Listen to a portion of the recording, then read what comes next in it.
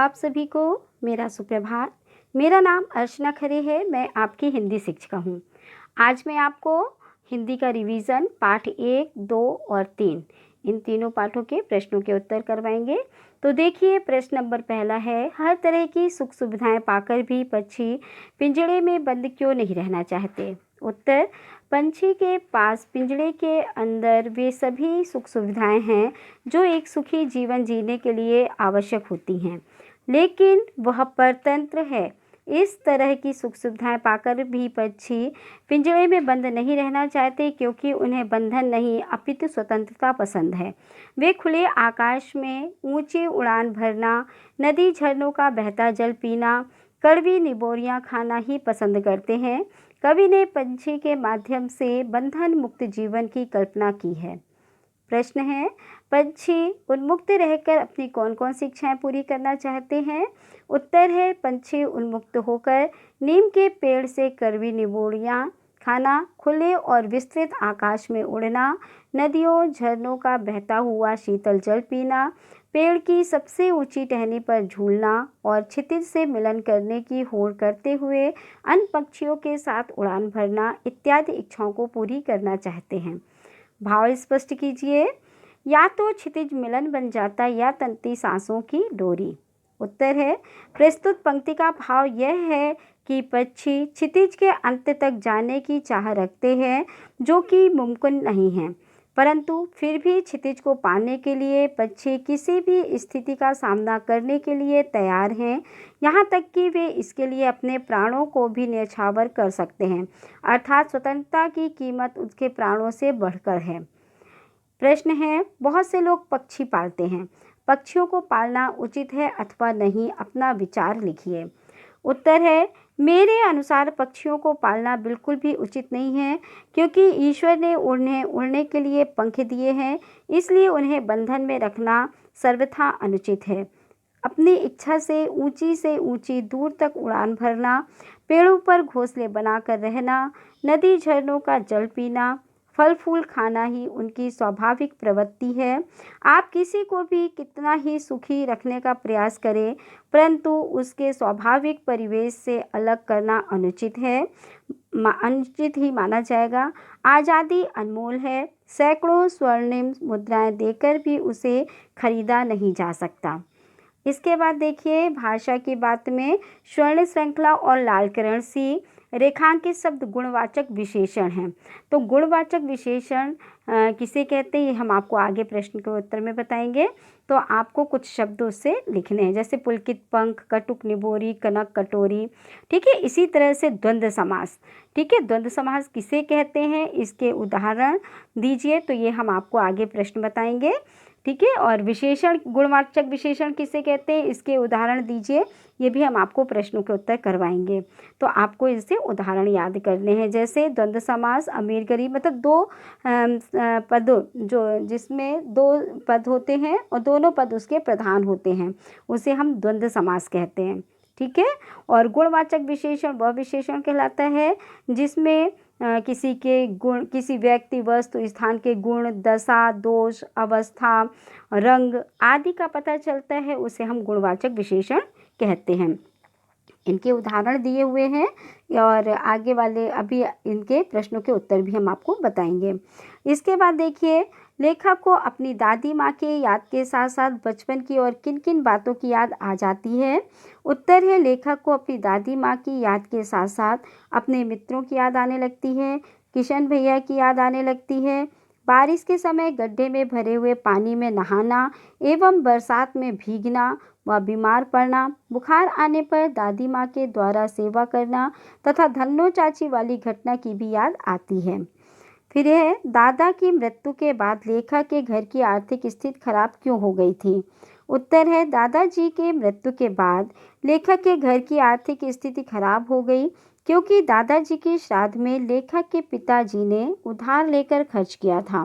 दादी के मना करने पर भी लेखक के पिताजी ने कर्ज ले रखा था तथा वे अपने फालतू दोस्तों पर भी फिजूल खर्च करते थे। इसके बाद है, नदियों को माँ मानने की परंपरा हमारे यहाँ काफ़ी पुरानी है, लेकिन लेखक नागार्जुन उन्हें और किन रूपों में देखते हैं? उत्तर, नदियों को माँ मानने की परंपरा भारतीय संस्कृति में अत्यंत पुरानी है। नदियों को माँ का स्वरूप माना गया है। नदियाँ अपने जल से माँ के समान हमारा पालन पोषण करती हैं, हमारे खेतों को सींचती हैं। लेकिन लेखक नागार्जुन ने उन्हें बेटी, प्रेयसी व बहन के रूपों में देखते हैं। सिंधु और ब्रह्मपुत्र की क्या विशेषताएं बताई हैं? सिंधु और ब्रह्मपुत्र नदियां हिमालय की दो ऐसी नदियां हैं जिन्हें ऐतिहासिकता एवं महत्व के आधार पर पुल्लिंग रूप में नद भी कहा गया है। इन्हीं दो नदियों में सारी नदियों का संगम भी होता है। प्राकृतिक और भौगोलिक दृष्टि से भी इनकी महत्ता है। कहा जाता है कि ये दो नदियां हैं जो दयालु हिमालय की पिघले हुए दिल की एक एक बूंद से निर्मित हैं। इनका रूप विशाल और विराट है। इनका रूप इतना लुभावना है कि सौभाग्यशाली समुद्र भी पर्वतराज हिमालय की इन दो बेटियों का हाथ थामने पर गर्व महसूस करता है। प्रश्न तीसरा है, काका कालेलकर ने नदियों को लोकमाता क्यों कहा है? उत्तर है, नदियाँ युगों युगों से मानव जीवन के लिए कल्याणकारी रही हैं। ये युगों से एक माँ की तरह हमारा पालन पोषण करती हैं। इनका जल भूमि की उर्वरा शक्ति को बढ़ाने में विशेष भूमिका निभाता है। इसलिए नदियाँ माता के समान पूजनीय, पवित्र एवं कल्याणकारी है। मानव नदी को दूषित करने में कोई कसर नहीं छोड़ता, परंतु इसके बावजूद भी अपार दुख, गंदगी, अवहेलना सहकर भी हमारा कल्याण उसी प्रकार करती हैं जैसे अपने नालायक पुत्र का कल्याण माँ करती है। अतः काका कालेलकर ने नदियों को माँ के समान विशेषताओं के कारण उन्हें लोकमाता का दर्जा दिया है। इसके बाद देखिए द्वंद्व समास। द्वंद्व समास के दो उदाहरण हैं, छोटी बड़ी, दुबली पतली, भावभंगी, माँ बाप। ठीक है, तो इसको हमने आपको आगे बताया है। फिर इसी तरीके से उल्टे लिखे शब्द को आप सीधे शब्दों को उल्टा करिए, मगर उसका कोई ना कोई सार्थक अर्थ निकलना चाहिए। तो ये दिया हुआ है, इसको भी आपको देखना है। आपको नदी का निबंध इसके पहले भी मैंने आपको बताया था। तो ये नदी पर 10 लाइन का लेख है, इसको आप पढ़ लीजिएगा, याद करना है। इसके बाद है, हम पंछी उन्मुक्त गगन के पिंजरबद्ध न गा पाएंगे, कनक तीलियों से टकराकर पुलकित पंख टूट जाएंगे। इन पंक्तियों का भाव यह है कि पंछी जब पिंजरे में बंद हो जाता है तो वह कहता है कि हम खुले आसमान में उड़ने वाले पक्षी हैं। अगर हमें पिंजरे में बंद कर दिया गया तो हम खुश होकर उड़ नहीं पाएंगे।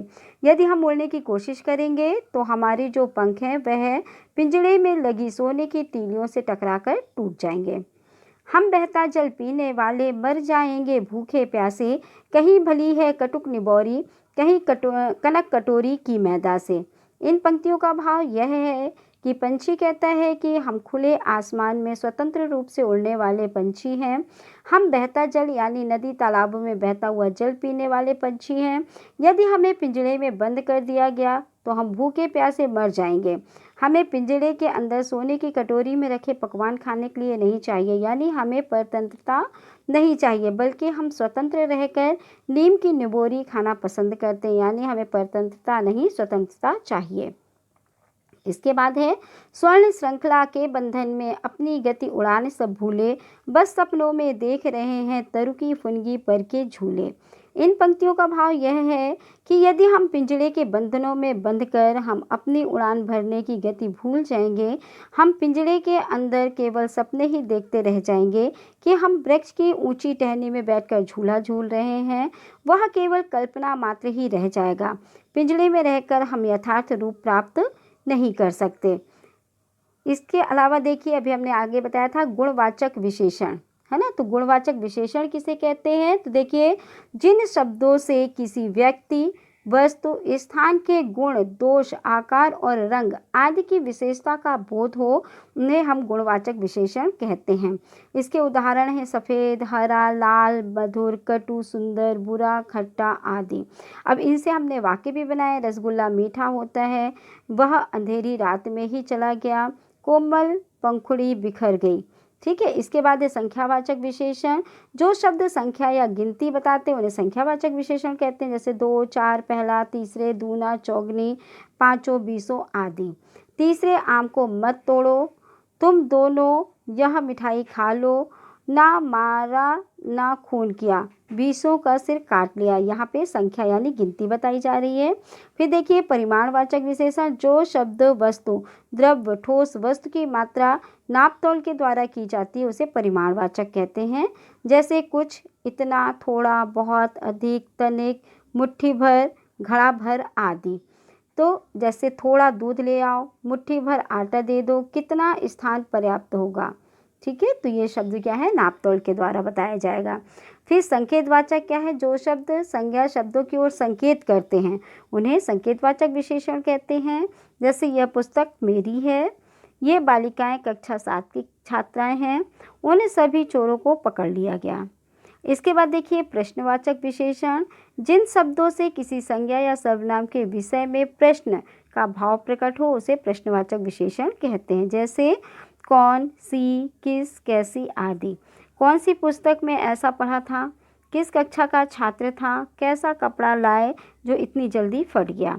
तो ये आपको ये जो विशेषण हैं उसमें से गुणवाचक विशेषण किसे कहते हैं, इसके उदाहरण सहित उत्तर दीजिए। तो ये मैंने आपको बता दिया, आपको पढ़ना है इसको।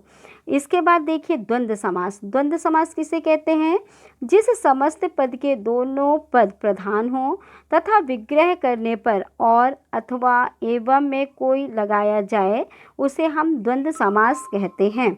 जैसे राम लक्ष्मण, इसमें बीच में डैश लगा हुआ है ना, तो हम क्या लिखेंगे, राम और लक्ष्मण। सीता राम, सीता और राम। राधा कृष्ण, राधा और कृष्ण। शिव पार्वती, शिव और पार्वती। सुख दुख, सुख और दुख। इसके बीच में योजक चिन्ह लगा रहता है, उसके स्थान पर हमें और लगाना है। इसके बाद देखिए अपने अपने मौसम की अपनी अपनी बातें होती हैं। लेखक के इस कथन के अनुसार यह बताइए कि किस मौसम में कौन कौन सी चीज़ें विशेष रूप से मिलती हैं। तो उत्तर है, लेखक के इस कथन के अनुसार मौसम में जो चीज़ें मिलती हैं वह इस प्रकार हैं। जैसे आषाढ़ में आम और जामुन, अगहन में चिवड़ा और गुड़, चैत के दिनों में लाई के साथ गुड़ की पट्टी आदि। अब देखिए प्रश्न, इस कहानी में कई बार ऋण लेने की बात आपने पढ़ी। अनुमान लगाइए किन किन पारिवारिक परिस्थितियों में गांव के लोगों को ऋण लेना पड़ता होगा और यह उन्हें कहां से मिलता होगा। उत्तर देखिए, गांव के लोग प्रायः आर्थिक तंगी से परेशान रहते हैं। कई बार ऐसी परिस्थितियां आ जाती हैं जब लोग शादी विवाह के खर्च के लिए, मकान बनवाने के लिए, बच्चों की फीस जमा करने के लिए, फसलों की बुवाई, पशु खरीदने के लिए, पारिवारिक सदस्य की मृत्यु के बाद उसके अंतिम संस्कार के लिए प्रायः लोग ऋण लिया करते हैं। यह ऋण उन्हें गांव के जमींदारों व साहूकारों से मिलता है। इसके अलावा सहकारी बैंक, राष्ट्रीयकृत बैंक, सरकार के विभागों, डाकघर से तथा सहकारी समितियों से लोगों को विभिन्न प्रयोजनों के लिए ऋण मिलने लगा है। आप इन सभी प्रश्नों के उत्तर को याद करिएगा क्योंकि ये आपका सभी रिवीजन है। और अगर कोई क्वेश्चन इससे अलग आता है तो आपका पाठ 1, 2, 3 इनके सभी प्रश्नों के उत्तर आपको याद करने, क्योंकि आपका जो सिलेबस है रिवीजन का वो पाठ 1, 2, 3 है। धन्यवाद।